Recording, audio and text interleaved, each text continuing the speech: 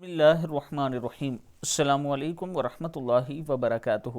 مغرب کے بعد 11 مرتبہ سورہ قریش پڑھیں۔ سورہ قریش کی فضیلت: جو شخص فجر اور مغرب کی نماز کے بعد 11 بار اس کو پڑھتا ہے، یعنی فجر کے وقت 11 اور مغرب کے بعد 11 مرتبہ پڑھتا ہے، اور وَأَطْعَمَهُم مِّن جوع پر جب پہنچے تو رزق کی تنگی کے دور ہونے، اور وَآمَنَهُم مِّن خوف پر پڑھتے وقت دشمن کے خوف سے حفاظت کا